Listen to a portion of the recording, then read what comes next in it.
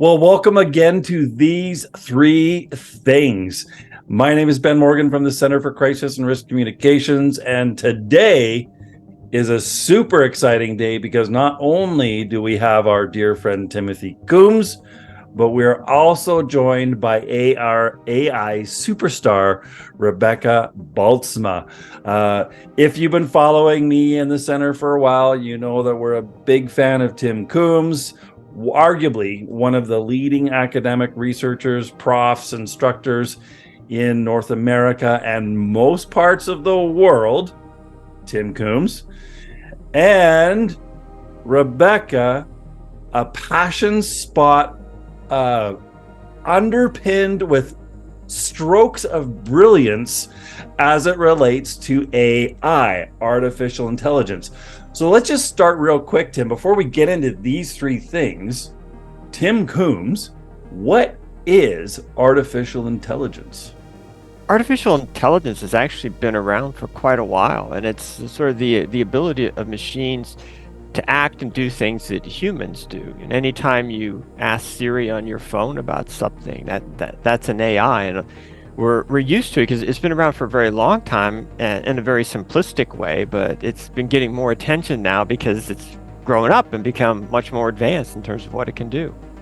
So that's interesting because I think we've got Alexa, we've got Alexa, we've got Google, we've got Siri, we've got Cortana, all of these things that have just slowly been integrated into our lives. What has made it? Is there something distinct that has all of a sudden put AI in the spotlight as opposed to just this gradual insertion into our lives? Yeah, we used to look at AI just as something that can help and something that could do very, very simple tasks. But now it's evolved to the point that it can do its own generative work and it can be creative. I remember it was less than 3 years ago, I was doing this online course and it was related to AI, and they had one of the guys who was one of the leading experts in it saying like, well, right now it can only do these very basic things, so people are safe because it can't really think or create like people do, and it can't exactly create like people do, but it can be really close now in terms of the generative nature of it, and that's the huge jump forward. That it used to be like, oh, don't worry, it does simple things. Well, now it can do more complicated things, such as creating very specific targeted messages that are actually amazingly good at what they do. So that's an interesting perspective on how now all of a sudden there's intelligence on the artificial intelligence is kind of what I'm reading, what you're saying. Yeah, that's a good way to put it. That it was simple, but now it is more intelligent, and now truly has its own ability to learn when it didn't before. That's one of the strange parts about AI is even the people who create it don't really understand how it learns and gets better over time. It kind of does it on its own. So speaking of learning and AI actually starting to learn, one of my first introductions really to learning about AI was when I was sitting in the audience when Rebecca Bultsma was speaking about AI. So I get Tim, the researcher, digging in. Rebecca, how did you find AI and what inspired it to become a passion, hobby, interest spot of yours? Funnily enough, I actually discovered it on TikTok. I was just swiping through TikTok on a day off from work, and there was a TikTok video where this university kid was showing it write his entire essay for him, and I was like, what is this? And so I went on and I tried it out, and I was just amazed. And so I kept digging deeper. I started trying it. I started reading about it. I got a book called Genius Makers by a New York Times writer named Cade Metz that was the most interesting probably ever read, that talked about the origins of artificial intelligence and how we arrived at where we are. And I was hooked. Like, it grasped me right from my very first interaction. I was obsessed. And I have to tell you, like, I have never been a huge tech person. I don't know how to code. Like, I've never been into the tech end of things, but this just grabbed me in just the right way at just the right time. And I think it's because of my interest in language and the English language and words and productivity. And it was a perfect blend of all of the things that I just love the most, I guess. It's hard to explain, but once you catch the bug, you can't get rid of it. Let's do this today. Let's play with three things. Three things comes from the work of Dr. Cavello, the research and science behind high stress, high concern communications and how the brain processes information. And one of my favorite tools of Cavello's is the message map, which is a hierarchical 3 messages with three supporting facts. So it's a 3-3-3-3. So I think today we could probably get away by adding 3 things. Three things. So I think what I'm going to do is lean on each of you and see if we find commonality in the questions. And again, this is all unscripted. So I'm going to come back to Tim and say, Tim, and then to Rebecca. What 3 things do people need to think about or consider? And I'm going to guess that ethics is one of those. But what 3 things do people need to think about or consider when engaging with artificial intelligence platforms like ChatGPT? First thing I think they need to be aware of is that any information they're using to help create their prompts and to get the response from the ChatGPT sort of can go into the system, become part of the system. So if you're working in an organization and you're using the ChatGPT, do not put in proprietary information as part of your prompt in the information you're trying to get out, or you will be losing control of that proprietary information. So that's one thing. Keep that in mind, because as you're doing your work and people get more comfortable with it, they might forget, like, oh, that's really not something I'm supposed to share with anyone else. And you actually are sharing when you're working with ChatGPT. So that's one thing. The second thing I would say is that AI should always be coupled with HI, and that's human intelligence. Because if we've learned anything from science fiction over the years, it's that AI goes bad when we give it absolute control, when we don't kind of put boundaries on it and we let it take over, like, oh, well, let the AI do all that. We won't worry about it. That's when things go wrong. And that can go wrong for organizations, because that's when mistakes are going to creep in, because you need to be the human intelligence, make sure, because it's still at this point, occasionally when it doesn't know something, it makes it up. Like, oh, okay, well, you don't kind of want a little bit of fiction in with kind of the work you're doing. So to be careful about that. And thirdly, the last thing would be to really engage with it, see what it's like. Because, people have a fear of the unknown. Go out and see what some of these things are like. Go out to the site, see what it creates, look at what people are talking about it, read what they're saying about it, just to educate yourself more about the AI, to see how it can be integrated in and how useful it can be in various facets of life. Love that. And speaking of playing with it and engaging with it, Miss Hobby here, Miss ChatGPT AI Hobby, what 3 things, Rebecca, do people need to think about or consider when they're engaging with AI? I think even going back before when people start engaging with it, I think the biggest thing people need to know is that AI is going to change everything. Like the CEO of Alphabet says that it's going to have a more profound impact on the world than fire, electricity, and the internet. And so there's a lot of people out there who I think are just not interested or not planning on trying it out, or who think it's not going to be as big of a deal as it is. So I think the first thing people need to know is that it's a big deal. It's a game changer. It's not going anywhere. And it's something that you need to lean into and at least sit down and try and figure out and understand. It's not something that's going to go away if you ignore it. So I think that's something important that people need to know. I think another thing that people need to understand too is really the only way to fully understand AI is to actually sit down and play with it and use it. You can read books, you can go to lectures, you can read tweets, you can watch videos, but until you sit down and actually engage with this generative AI, you don't really know what it's capable of, or how it can help you in your role, or how it can benefit you, or where some of those pitfalls are that Timothy mentioned in terms of the hallucinations and where it goes wrong and where it makes things up. The only way to fully do that is to sit down and actually spend some time engaging with it. In terms of actually working with it, a lot of what I'd say would probably be very similar. I think just being aware of the whole idea that it needs to be AI and humans together all the time. There needs to be that human oversight and that human touch to absolutely everything that you do with the AI at this point, and I hope forever.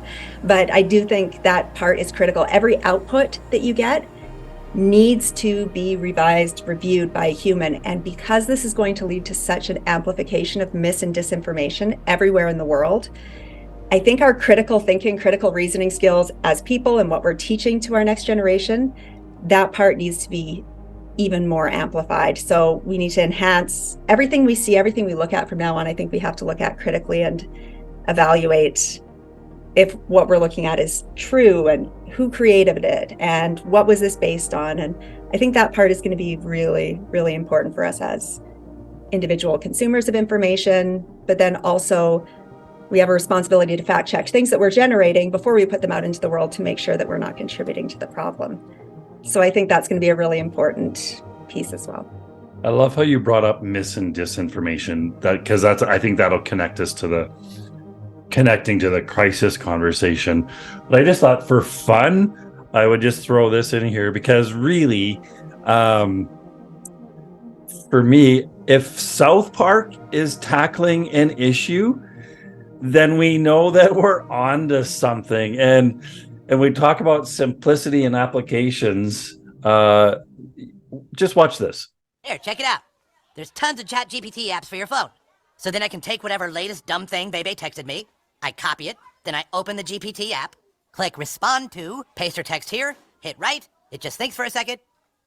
You would look great with any length of hair, trying a new look could be fun. Copy that into messages and send it off. It's super easy and convenient, and it saves me a ton of time because she texts me so goddamn much. You know, if South Park's getting on board on a topic, that people are talking about it. And it's actually a really great episode. Talks about the power of ChatGPT using for assignments and taking away. I love that you've both talked about critical thinking, because we still need to exercise our own brain power. We need to stretch our brain muscle and not just rely on this, especially when we start talking about crisis, because we know through the crisis research that when people are in these types of environments and situations, that they really have a hard time remembering, processing information, and that as a crisis communicator, we have to take a little bit of a different approach to help us break through all of that mental noise in clear, concise, succinct messaging that don't leave people more confused or start going down that misinformation route. I'm just going to plug the other formula, 2793. We know that on average, we have 27 words, 9 seconds to deliver 3 messages. Actually, this is just inspiring me now to try ChatGPT and get it to message map. That's what I'm going to start doing when we're done here today. So thanks for that inspiration already. Okay. So if we are talking about crisis communications, Rebecca, you already hinted to mis and disinformation. So let's go back to you, Rebecca. Three considerations that we might want to take into thought when we're using platforms like ChatGPT or other AI generators to help us in our crisis messaging or our crisis response or our crisis monitoring.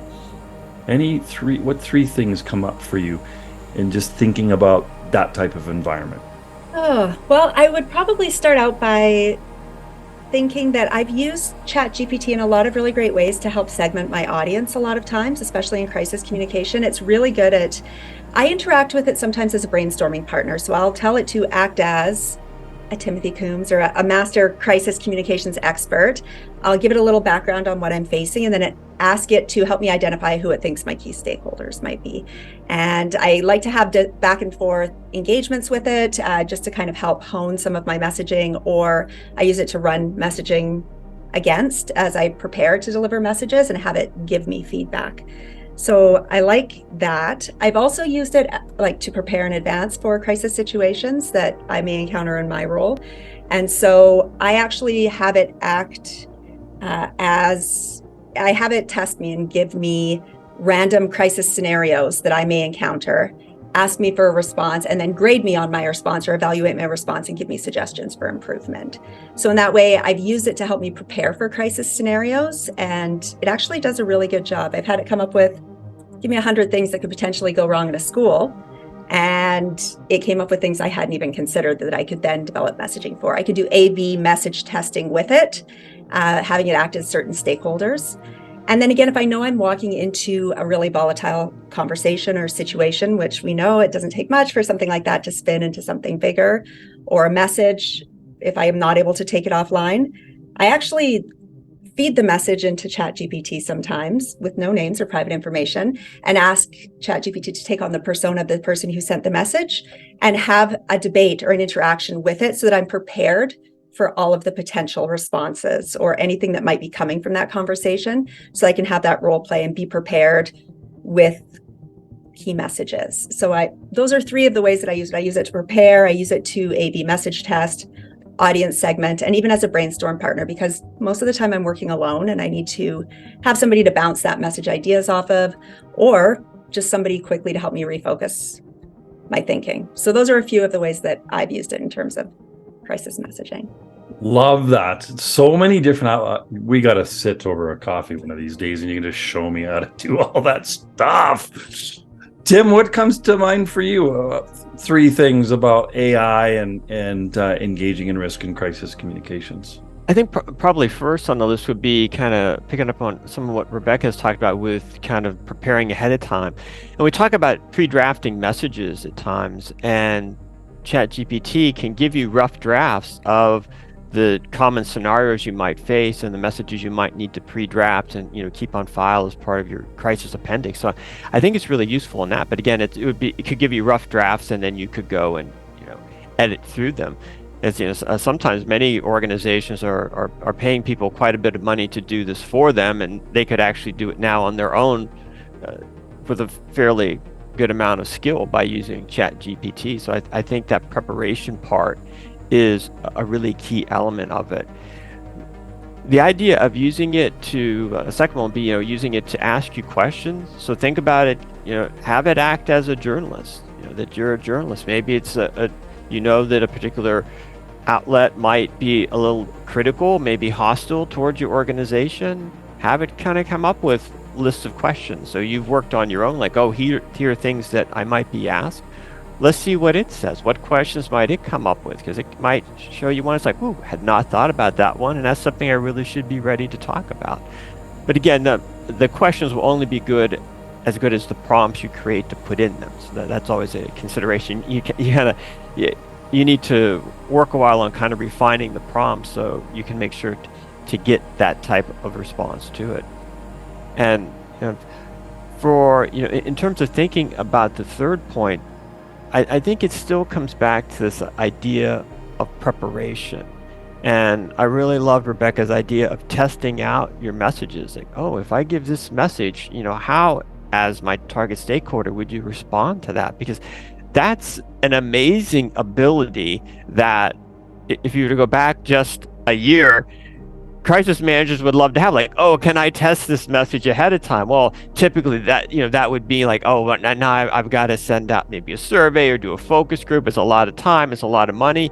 Now I can do it fairly quickly at almost no expense to myself. So I think that the message aspect that Rebecca brought up is just really something fascinating, extremely useful to have. I think what's really the prompts. This is, I think, where I need some training and coaching. Hint, hint, Rebecca. Getting those prompts right so that you're getting the best output. And so I think, to summarize everything, here's a powerful tool. That tool is just becoming more powerful. There's opportunity in it, but it's so important that you understand it. And to understand it, play with it. Give it a shot and see how it looks and feels, how it sounds, etc.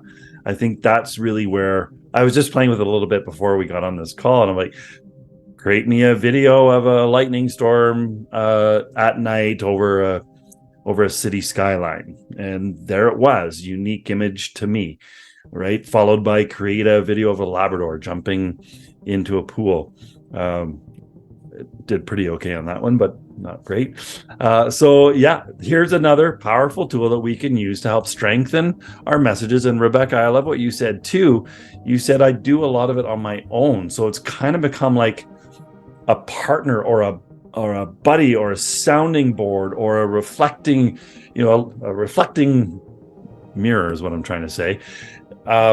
Really, really great little tips and information. I mean, we're not going to dive into everything to know about AI in this forum, but there is 3 things about AI and 12 things to consider when using AI in a crisis.